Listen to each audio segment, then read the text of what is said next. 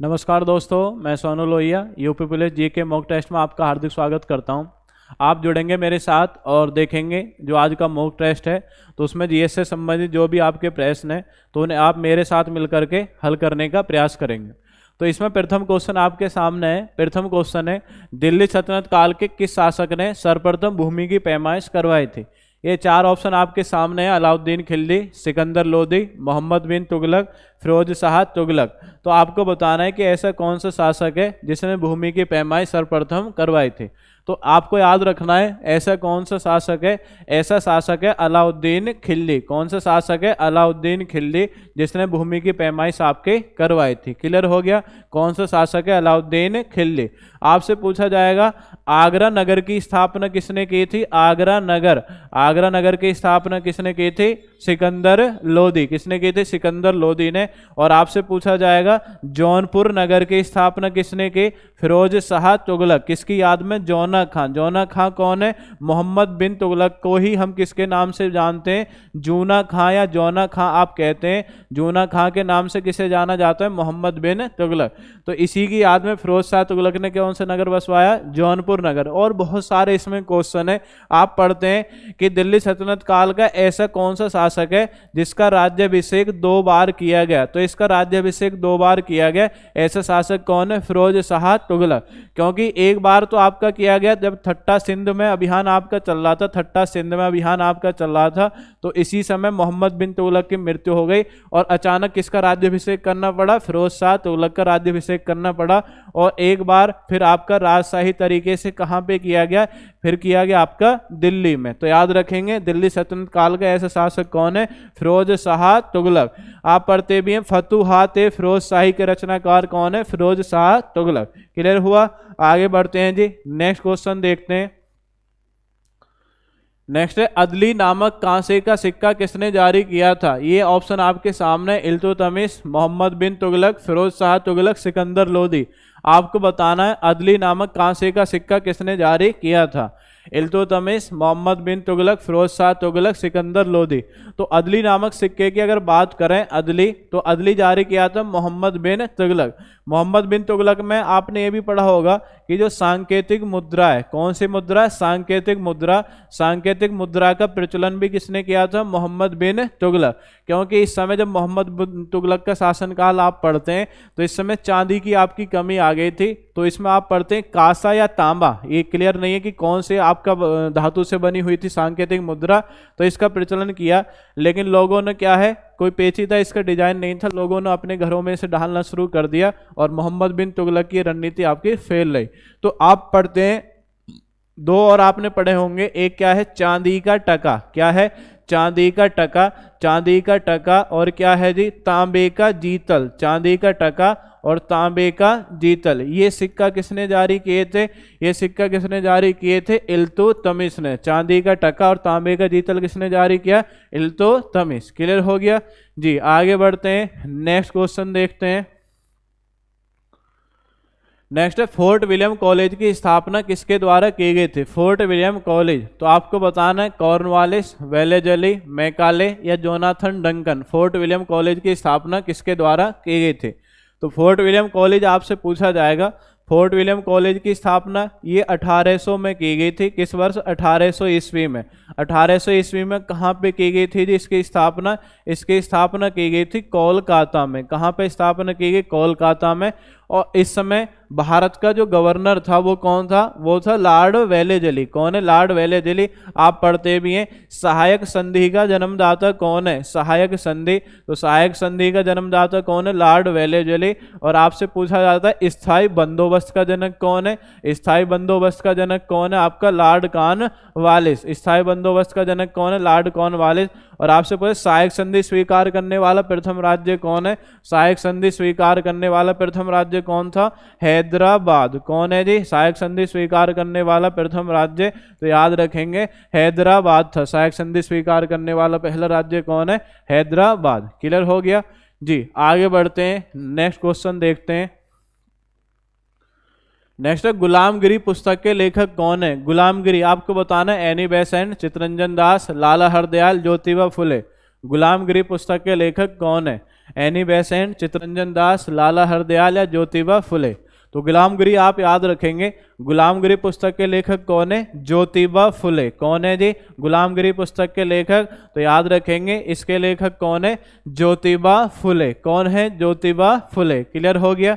ज्योतिबा फुले। आप पढ़ते हैं कांग्रेस पार्टी की प्रथम महिला न्यायाधीश कौन है? Annie Besant. ये किस वर्ष बनी थी? तो आपको याद रखना है ये किस वर्ष बनी थी? 1917 के कोलकाता अधिवेशन में आपकी बनी थी। कौन? Annie Besant. आगे बढ़ते हैं, नेक्स्ट क्वेश्चन देखते हैं। नेक्स्ट क्वेश्चन आपका क्या है? नेक्स्ट है अहोम विद्रोह का नेतृत्व असम में किसके द्वारा किया गया? अहोम विद्रोह। तो अहोम विद्रोह धीरज सिंह, गोमधर कुंवर, तीरथ सिंह या भगत जवाहर मल। आप बताएंगे अहोम विद्रोह। अहोम विद्रोह का जो नेतृत्व वो किसके द्वारा किया गया? तो याद रखें अहोम, अहोम से याद रखें होम, होम से बन जाएगा गोम, क्या बन जाएगा? गोम। ऐसे याद रखें अहोम, होम से क्या बन जाएगा? गोम। तो गोम से क्या बन जाएगा? गोमधर कुंवर। तो गोमधर कुंवर सिंह ने 1828 में, किस वर्ष आपका? 1828 में, 1828 में किसका नेतृत्व किया था आपका? ये नेतृत्व किसका किया था आपका? अहोम विद्रोह का। गोमधर कुंवर सिंह ने किस वर्ष किया? 1828। क्लियर हुआ? आगे बढ़ते हैं, नेक्स्ट क्वेश्चन है रेफ्रिजरेटर में थर्मोस्टेट का कार्य क्या होता है? तापमान को कम करना, हिमायन तापमान को बढ़ाना, एक समान तापमान को बनाए रखना और गलनांक को घटाना। तो बताएंगे रेफ्रिजरेटर में थर्मोस्टेट का कार्य क्या है? तापमान को कम करना है, हिमायन ताप को बढ़ाना है, एक समान तापमान को बनाए रखना है, गलनांक को घटाना है। तो रेफ्रिजरेटर में थर्मोस्टेट का कार्य क्या होता है? तो इसका कार्य होता है एक समान तापमान को बनाए रखना। जो आपका टेम्परेचर होता है, टेम्परेचर को कंट्रोल करने का कार्य, एक स्थिर ताप पे आपका रखने का कार्य किसका होता है? ये होता है थर्मोस्टेट का। क्योंकि जब बीच बीच में आपका देखा है फ्रिज क्या है, लगातार नहीं चलता, बीच बीच में क्या है, कट मार देता है। तो कट मारने के दौरान ये आपका अपना नियंत्रण बना के रखता है थर्मोस्टेट। आपसे पूछा जाएगा रेफ्रिजरेटर, ठीक है, रेफ्रिजरेटर में प्रशीतक के रूप में या ठंडे जो रेफ्रिजरेटर है जो ये ठंडा रहे तो इसके लिए किसका प्रयोग करते हैं? फ्रीऑन 12। किसका प्रयोग करते हैं? फ्रीऑन 12। या इससे पहले आपसे पूछा जाए किसका प्रयोग किया जाता था? अमोनिया का प्रयोग किया जाता है। फ्रिज से कौन सी गैस निकलती है प्रदूषक के रूप में? CFC, chlorofluorocarbon. ये कौन सी परत को नष्ट करती है जी? ओजोन परत को नष्ट करती है। कौन सी परत को नष्ट करती है? ओजोन परत को। ओजोन परत को नष्ट करती है। ओजोन परत संरक्षण दिवस कब बनाते हैं आप? प्रत्येक वर्ष 16 सितंबर को बनाते हैं। ओजोन परत कौन से मंडल में मिलती है? याद रखेंगे कौन से मंडल मिलती है? समताप मंडल में मिलती है ओजोन परत। याद रखेंगे ओजोन परत आपसे पूछा जाएगा मापने की इकाई क्या है? ओजोन परत को मापने की इकाई क्या है? डावसन है ओजोन परत को मापने की इकाई। आपसे पूछेंगे जो ओजोन परत है, ओजोन परत को बचाने के लिए ये मॉन्ट्रियल प्रोटोकॉल, कौन सा प्रोटोकॉल है? मॉन्ट्रियल प्रोटोकॉल किस वर्ष किया था? मॉन्ट्रियल प्रोटोकॉल आप याद रखेंगे 1987 में किया था। लागू कब हुआ था? लागू कब हुआ था? 1989 में। तो इतने क्वेश्चन है इससे संबंधित, इनको भी आपको याद रखना है। क्लियर हो गया सभी का जी? आगे बढ़ते हैं, नेक्स्ट क्वेश्चन देखते हैं जी। नेक्स्ट क्वेश्चन क्या है? जो दो विभिन्न ताप वाली वस्तुओं को आपस में मिलाया जाता है तो मिश्रण का ताप क्या होगा? तो ऑप्शन है आपके अधिक ताप वाली वस्तुओं के ताप से भी अधिक, अधिक ताप वाली वस्तुओं के ताप से कम, लेकिन कम ताप वाली वस्तुओं के ताप से अधिक, दोनों वस्तुओं के ताप के योग के बराबर, कम ताप वाली वस्तुओं के ताप से भी कम। बताना है कि जब दो विभिन्न ताप वाली वस्तुओं को आपस में मिलाया जाएगा तो निम्न में से आपका क्या होगा? बताएंगे सभी, कमेंट करके बताएं क्या होगा। बताएंगे सभी कमेंट करके जी। तो इसमें क्या है? जो अधिक ताप वाली वस्तु है, क्या है? अधिक ताप वाली वस्तु।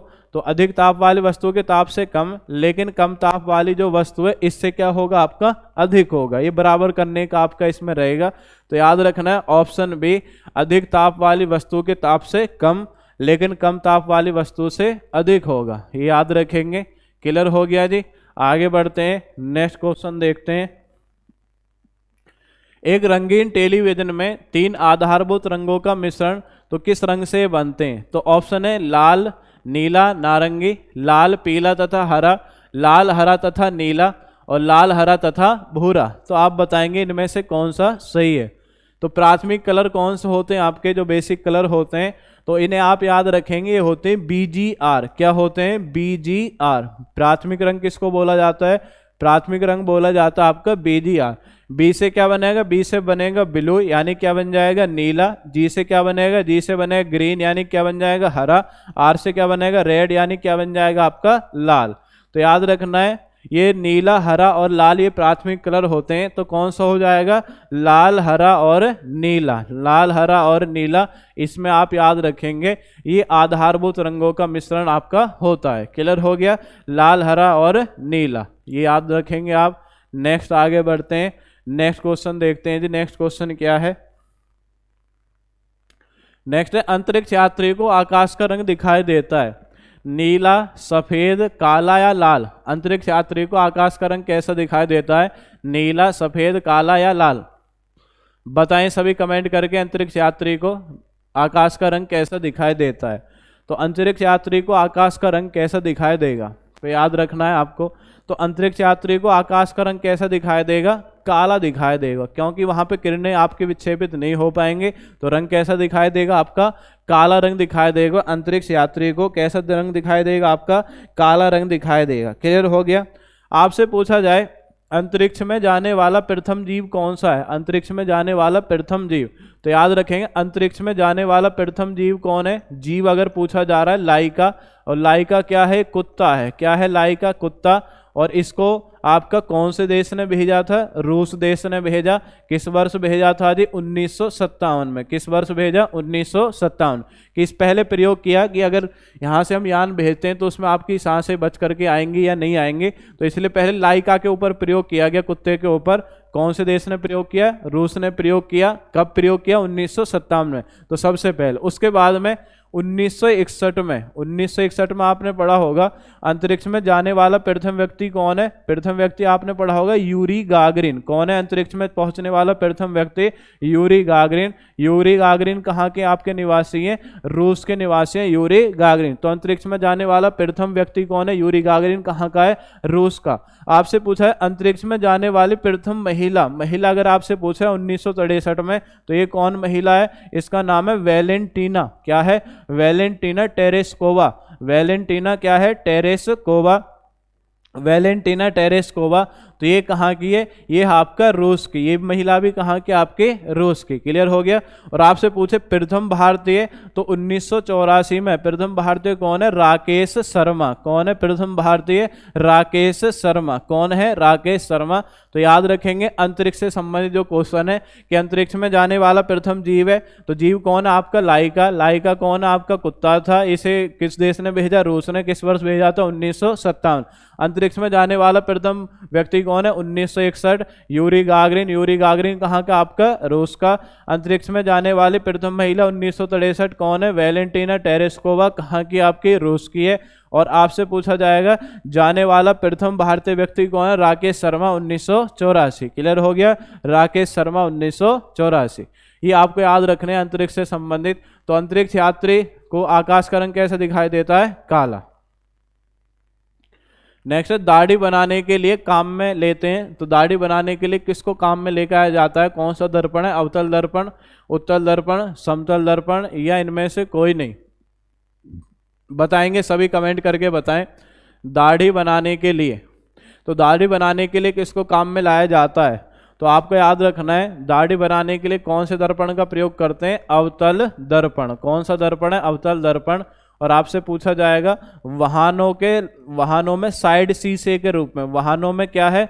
वाहनों में साइड शीशे के रूप में। साइड शीशे के रूप में किसका प्रयोग किया जाता है? साइड शीशे के रूप में किसका प्रयोग किया जाता है? उत्तल दर्पण।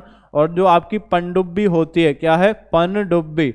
पनडुब्बी में बाहर की वस्तुओं को देखने के लिए कौन से दर्पण का प्रयोग किया जाता है? समतल दर्पण। कौन सा दर्पण आपका? समतल दर्पण। क्लियर हो गया? कौन सा दर्पण है? समतल दर्पण। आगे बढ़ते हैं जी, नेक्स्ट क्वेश्चन देखते हैं। भारत का प्राचीनतम पर्वत क्रम कौन सा है? ये आपके सामने ऑप्शन है हिमालय, विंध्याचल, अरावली या सतपुड़ा। तो आपको बताना है सबसे प्राचीनतम क्रम आपका कौन सा है। तो सबसे प्राचीन इनमें कौन है आपका? हिमालय, विंध्याचल, अरावली या सतपुड़ा। तो तो आपसे पूछा भी जाता है कि विश्व का सबसे पुराना पर्वत भी इसको मानते हैं, और इसका नाम क्या है? इसका नाम क्या है जी? अरावली पर्वतमाला। क्या है? अरावली।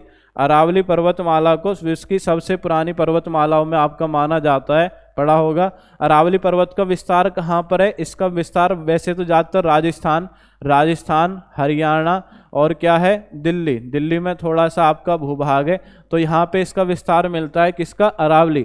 अरावली पर्वतमाला से क्वेश्चन बहुत बार आपका पूछा गया है कि अरावली पर्वतमाला की सबसे ऊंची चोटी कौन है? सबसे ऊंची चोटी, सबसे पुराना है तो सबका गुरु है, याद रखेंगे, सबसे पुराना है सबका गुरु है। तो अरावली पर्वतमाला की सबसे ऊंची चोटी कौन सी? गुरु शिखर। गुरु शिखर सबसे ऊंची चोटी है। सतपुड़ा कहाँ पर है? सतपुड़ा का विस्तार कहाँ पे मिलता है आपको? एमपी में मिलता है। विंध्याचल कहाँ पर है? विंध्याचल भी कहाँ पे मिलता है विस्तार? एमपी में मिलता है विंध्याचल।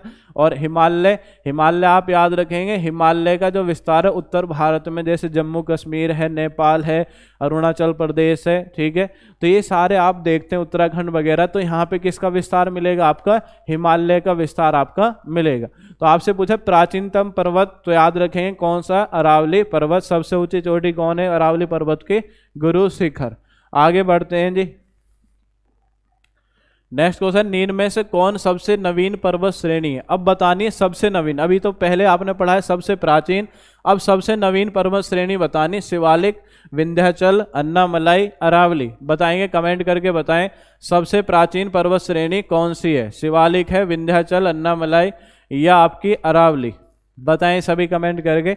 तो सबसे नवीन कौन सी है जी? Option A. ऑप्शन ए में क्या है? शिवालिक। तो सबसे नवीन श्रेणी कौन सी आपकी? शिवालिक श्रेणी सबसे नवीन है। विंध्याचल अभी आपने पढ़ा है, कहाँ पर है इसका विस्तार? एमपी में। अन्नामलाई कहाँ पर है? अन्नामलाई ये तमिलनाडु में। अरावली अभी आपने पढ़ाई है, ये कहाँ पर है? राजस्थान, हरियाणा और कहाँ पर आपका? दिल्ली। क्लियर हुआ? शिवालिक, जैसे हिमालय पर्वत आप देखते हैं, हिमालय पर्वत, तो हिमालय पर्वत के बिल्कुल नीचे वाला जो पार्ट है, ये नीचे वाला जो पार्ट है यहाँ पे, ये इसे गिरिपद क्षेत्र बोलते हैं, हिमालय का गिरिपद क्षेत्र। जहाँ पे जैसे आप नगर देखते हैं, नगर कौन कौन से, जैसे आपका ऋषिकेश है, हरिद्वार है, तो यहाँ पे हिमालय पर्वत लगभग खत्म सा हो जाता है और मैदानी भाग शुरू हो जाता है। तो इस श्रेणी को हम क्या बोलते हैं? इस श्रेणी को बोलते हैं शिवालिक श्रेणी। क्या बोलते हैं जी? इस श्रेणी को क्या बोला जाता है? शिवालिक श्रेणी इसको कहा जाता है। तो याद रखना है कौन सी श्रेणी है? शिवालिक श्रेणी। तो याद रखेंगे सबसे नवीन श्रेणी कौन सी? शिवालिक श्रेणी है। और कौन से पर्वत की श्रेणी है ये याद रखेंगे, कौन से पर्वत की? हिमालय पर्वत की श्रेणी है। क्या नाम है आपका? शिवालिक श्रेणी। क्लियर हो गया? आगे बढ़ते हैं, नेक्स्ट देखते हैं जी। संविधान सभा में भारतीय संविधान का तृतीय वाचन कब प्रारंभ हुआ था? संविधान सभा आपने पढ़ा होगा, संविधान सभा की स्थापना पढ़ते हैं। स्थापना अगर आपसे पूछ रहा है संविधान सभा की स्थापना, तो स्थापना याद रखेंगे कब की गई थी? 6 दिसंबर 1946 में इसकी स्थापना हुई थी। लेकिन प्रथम बैठक अगर आपसे पूछ रहा है, प्रथम बैठक, तो प्रथम बैठक आप याद रखेंगे कब हुई थी? 9 दिसंबर 1946। ये दोनों याद रखेंगे, दोनों अलग अलग क्वेश्चन है। प्रथम बैठक हुई 9 दिसंबर 1946। अस्थायी अध्यक्ष किसको बनाया गया? सच्चिदानंद सिन्हा। स्थायी अध्यक्ष कौन है? डॉक्टर राजेंद्र प्रसाद। और संवैधानिक सलाहकार कौन है? BN राव। ये क्वेश्चन आपने पढ़े हैं सभी ने। तो इसमें क्वेश्चन पूछा संविधान सभा में भारतीय संविधान का तृतीय वाचन। तो जो संविधान है इस पे हमने 3 वाचन किए थे, पहला, दूसरा और तीसरा। इसमें तृतीय पूछा है तो आप तीनों के याद रखेंगे। पहला वाचन जो आपको याद रखेंगे, ये कब से कब तक चला था? ये 4 नवंबर 1948 से कब तक चला दी? ये चला 9 नवंबर 1948 तक, 9 नवंबर 1948 तक। दूसरा वाला कब स्टार्ट हुआ? फिर इसके याद रखेंगे 6 दिन बाद, यानी 15 नवंबर 1948 से शुरू हो गया। और ये कब तक चला है? ये सबसे लंबा वाचन है, ये चला 17 अक्टूबर 1949 तक, 17 अक्टूबर 1949। उसके बाद में याद रखेंगे तीसरा वाला जो वाचन है, ये 14 नवंबर 1949 से शुरू हो गया, 14 नवंबर 1949। और ये कब तक चला है जी? 26 नवंबर 1949। कब तक चला है? 26 नवंबर 1949। तो कितने वाचन हुए? 3 वाचन। 3 वाचन में आप याद रखेंगे प्रथम वाचन कब है? 4 नवंबर 1948 से 9 नवंबर 1948 तक। द्वितीय वाचन 15 नवंबर 1948 17 अक्टूबर 1949 तक। और 14 नवंबर 1949 से 26 नवंबर 1949 तक कौन सा है? तृतीय वाचन। तो ये पूछा है कि तृतीय वाचन कब प्रारंभ हुआ, तो 14 नवंबर 1949 को। कब प्रारंभ हुआ है जी? 14 नवंबर 1949 को। आगे बढ़ते हैं, नेक्स्ट क्वेश्चन देखते हैं। भारत का संघीय न्यायालय निम्नलिखित में से किस वर्ष स्थापित हुआ था? 1935, 1946, 1937 या 1947? संघीय न्यायालय, तो संघीय न्यायालय आपको बताना है तो किस वर्ष स्थापित हुआ था। आपने पढ़ा होगा भारत शासन अधिनियम 1935। कौन सा अधिनियम है? भारत शासन अधिनियम 1935। ये आपने पढ़ा है जी, भारत शासन अधिनियम 1935। ये आपने पढ़ा है सभी ने, भारत शासन अधिनियम 1935। तो इस अधिनियम के माध्यम से क्या हुआ? भारत में 1 अक्टूबर 1937 1 अक्टूबर 1937 में संघीय न्यायालय, ये इंग्लिश में बोल देते हैं फेडरल कोर्ट, फेडरल कोर्ट की स्थापना की गई। फेडरल कोर्ट आपका बनाया गया या संघीय न्यायालय आपका बनाया गया, ये इसकी स्थापना की गई। इस समय इसमें न्यायाधीशों की संख्या हमने रखी थी 7+1। पूछ लिया जाता है और आपसे पूछा जाएगा प्रथम मुख्य न्यायाधीश किसको बनाया गया, तो याद रखेंगे प्रथम मुख्य न्यायाधीश कौन बना था? मैरिस गवेयर। कौन बना था? मैरिस गवेयर। क्लियर हो गया, मैरिस गवेयर।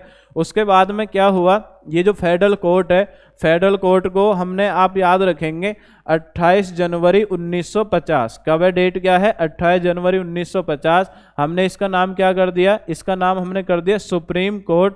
और इसके प्रथम मुख्य न्यायाधीश आपने पढ़ा होगा हीरालाल जे कानिया। कौन बने थे? हीरालाल जे कानिया। तो इसके प्रथम मुख्य न्यायाधीश आपके बने थे। तो इस सुप्रीम कोर्ट का पहले नाम क्या था? फेडरल कोर्ट था। फेडरल कोर्ट से सुप्रीम कोर्ट कब किया गया? 28 जनवरी 1950 में आपका किया गया, याद रखेंगे। और वर्तमान में जो भारतीय संविधान का आर्टिकल 124 है, आर्टिकल 124 में सुप्रीम कोर्ट का गठन और संरचना आपकी मिलती है। क्लियर हो गया, 124 में सुप्रीम कोर्ट का गठन और संरचना मिलती है। तो इसमें पूछा है कि संघीय न्यायालय की स्थापना निम्नलिखित में से संघीय न्यायालय किस वर्ष स्थापित किया गया, तो याद रखेंगे क्या है? 1937। क्या है? 1937। क्लियर हो गया जी, किस वर्ष स्थापित हुआ था? 1937 में आपका स्थापित हुआ था। आगे बढ़ते हैं, नेक्स्ट क्वेश्चन देखते हैं जी। अगर आपसे पूछा है सुप्रीम कोर्ट में वर्तमान में न्यायाधीशों की संख्या कितनी है? 33+1। कितने न्यायाधीश हैं? 33+1 न्यायाधीशों की संख्या है। नेक्स्ट है, वर्तमान में राष्ट्रीय आपातकाल किस विषय पर नहीं लगाया जा सकता, तो युद्ध की स्थिति में, बाह्य आक्रमण, आंतरिक अशांति या सशस्त्र विद्रोह। बताएंगे इनमें से कौन सा नहीं है जिसके आधार पर राष्ट्रीय आपातकाल लागू नहीं किया जा सकता। राष्ट्रीय आपातकाल आप पढ़ते हैं, राष्ट्रीय आपातकाल आर्टिकल 352, ये राष्ट्रीय आपातकाल के बारे में आपका दिया गया है 352 में। और 352 के अनुसार राष्ट्रीय आपातकाल आपका 3 आधार पर लगाया जाता है वर्तमान में। एक कब है? एक तो लगाया जाता है युद्ध की स्थिति में, युद्ध की स्थिति में। एक क्या है? एक लगाया जाता है बाह्य आक्रमण की स्थिति में, बाह्य आक्रमण की स्थिति में। और एक कैसे लगाया जाता है? एक लगाया जाता है सशस्त्र विद्रोह, अगर शस्त्रों के साथ विद्रोह कर दिया जाता है तो एक तब लगाया जाता है सशस्त्र विद्रोह के माध्यम से। लेकिन इसमें आप ऑप्शन में देख रहे हैं कौन नहीं है? आंतरिक अशांति नहीं है। पहले आंतरिक अशांति होता था, लेकिन हमने जो आपके जनता दल की सरकार बनी बाद में, जब इंदिरा गांधी ने आपातकाल लगाया था आंतरिक अशांति के आधार पर 1975 में, तो उसके बाद में ये आपका आंतरिक अशांति के आधार पर आपातकाल लागू रहा। और उसके बाद में 1977 में जब चुनाव हुए तो जनता दल की सरकार बनी, मोरारजी देसाई पीएम बने, तो उन्होंने एक संशोधन किया, 44वां संविधान संशोधन 1978। तो इसमें संपत्ति का जो मूल अधिकार था उसे कानूनी अधिकार बना दिया गया। और दूसरा कार्य क्या है? आंतरिक अशांति शब्द को हटा करके उसके स्थान पर कौन सा शब्द जोड़ दिया? सशस्त्र विद्रोह आपका शब्द जोड़ दिया। किस संशोधन में? 44वां संविधान संशोधन 1978।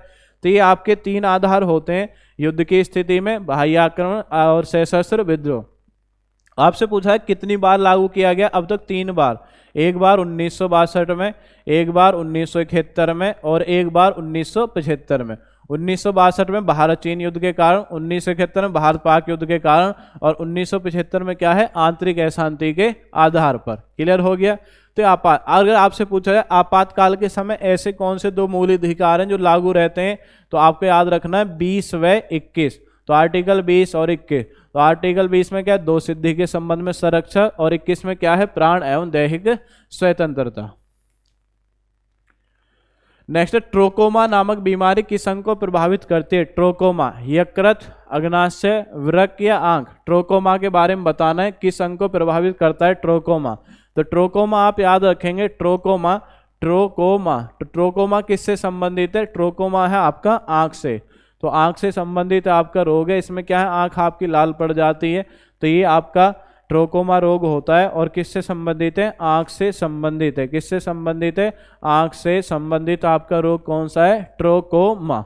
क्लियर हो गया। आपसे पूछे अपोहन या डायलिसिस क्या है? अपोहन या डायलिसिस क्रिया किससे संबंधित है? अपोहन या डायलिसिस, कृत्रिम तरीके से रक्त को छानने की क्रिया क्या कहलाती है? अपोहन या डायलिसिस। ये किससे संबंधित है? आपकी किडनी से संबंधित है, किडनी से।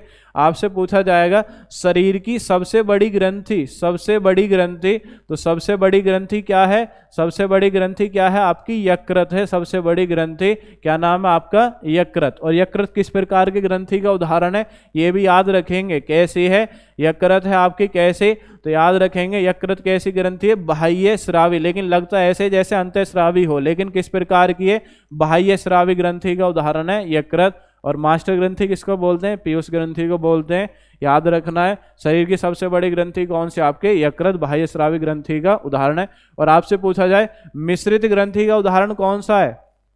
मिश्रित ग्रंथि, तो मिश्रित ग्रंथि का उदाहरण कौन है? अग्नाशय, क्योंकि ये दोनों तरीके से कार्य करता है, बाह्य स्रावी भी और अंतःस्रावी, दोनों तरीके का कार्य करता है अग्नाशय। पढ़ा होगा आपने। नेक्स्ट आगे बढ़ते हैं जी, नेक्स्ट क्वेश्चन देखते हैं।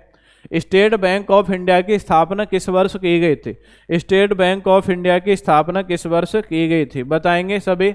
State bank of India option में आपके सामने 1934, 1935, 1999, 1955। आपको बताना है कि कौन सा सही है जी। ऑप्शन डी, ऑप्शन डी क्या है? ऑप्शन डी है आपका 1955। 1955 में किसकी स्थापना की गई थी? स्टेट बैंक ऑफ इंडिया की स्थापना किस वर्ष हुई? 1955। क्योंकि आपने पढ़ा होगा स्टेट बैंक ऑफ इंडिया का जो पुराना नाम है वो क्या है? Imperial bank of India. क्या नाम है? इंपीरियल बैंक ऑफ इंडिया, ये इसका पुराना नाम है। इंपीरियल बैंक ऑफ इंडिया, ये इसका पुराना नाम है। इंपीरियल बैंक ऑफ इंडिया की अगर आपसे पूछ रहा है स्थापना किस वर्ष हुई थी? 1921 में इसकी स्थापना की गई थी। 3 बैंकों को मिलाकर के, bank of Kolkata, bank of Madras और बैंक ऑफ बॉम्बे, इन तीनों बैंकों को मिलाकर के कौन सा बैंक बनाया गया? Imperial bank of India. Next आपसे पूछा जाएगा आरबीआई, आरबीआई बैंक की स्थापना किस वर्ष हुई थी? आरबीआई बैंक की स्थापना हुई थी 1935। आरबीआई बैंक का अगर आपसे पूछे राष्ट्रीयकरण कब हुआ था जी? राष्ट्रीयकरण, राष्ट्रीयकरण आप याद रखेंगे 1949 में हुआ था। आपसे पूछे 14 बड़े बैंकों का राष्ट्रीयकरण, 14 बड़े बैंकों का राष्ट्रीयकरण कब हुआ था? 14 बड़े बैंकों का राष्ट्रीयकरण कब हुआ था? 19 जुलाई 1969 में आपका हुआ था। और आपसे पूछा जाए 6 बड़े बैंकों का राष्ट्रीयकरण कब हुआ था? तो याद रखेंगे 6 बड़े बैंकों का राष्ट्रीयकरण कब हुआ था? 15 अप्रैल 1980 में। कब हुआ था? 15 अप्रैल 1980। क्लियर हो गया। तो बैंक से जुड़े हुए ज्यादातर यही क्वेश्चन आपके रिपीट होते हैं। एक बार पुनः देख लें, इंपीरियल बैंक ऑफ इंडिया की स्थापना 1921 में हुई, इसी का नया नाम 1955 में एसबीआई कर दिया गया। आरबीआई बैंक की स्थापना कब हुई? 1935 में। राष्ट्रीयकरण कब किया गया? 1949 में। 14 बड़े बैंकों का राष्ट्रीयकरण कब हुआ? 19 जुलाई 1969 में। और 6 बड़े बैंकों का राष्ट्रीयकरण कब हुआ? 15 अप्रैल 1980 में। क्लियर हो गया। आगे बढ़ते हैं जी, नेक्स्ट क्वेश्चन देखते हैं। नेक्स्ट क्वेश्चन क्या है? नेक्स्ट, उत्तर प्रदेश की न्यायिक राजधानी क्या है? तो जुडिशियल आपको बताना, जुडिशियल कैपिटल क्या है? लखनऊ, वाराणसी, मेरठ या प्रयागराज? बताएंगे सभी, कमेंट करके बताएं उत्तर प्रदेश की न्यायिक राजधानी क्या है? उत्तर प्रदेश की न्यायिक राजधानी, तो न्यायिक राजधानी वहाँ बोला जाता है जहाँ पे आपका हाई कोर्ट आपका हो, तो उसी को न्यायिक राजधानी बोलते हैं। और हाई कोर्ट कहाँ पर है? हाई कोर्ट आप सब जानते हैं, उत्तर प्रदेश का हाई कोर्ट कहाँ पर है? उत्तर प्रदेश का हाई कोर्ट है आपका प्रयागराज में। कहाँ पर है? प्रयागराज। इसकी स्थापना किस वर्ष की गई थी उत्तर प्रदेश हाई कोर्ट की? 1866 में। 1866 में पहले कहाँ पर था ये? आगरा में था, लेकिन इसके 3 वर्ष बाद 1869 में इसे कहाँ स्थानांतरित कर दिया गया? इसे स्थानांतरित कर दिया गया था आपका प्रयागराज में। कहाँ पे स्थानांतरित कर दिया गया था? प्रयागराज में स्थानांतरित कर दिया गया था। तो न्यायिक राजधानी आपसे पूछा है, तो न्यायिक राजधानी अगर आपसे पूछा जाए तो क्या है?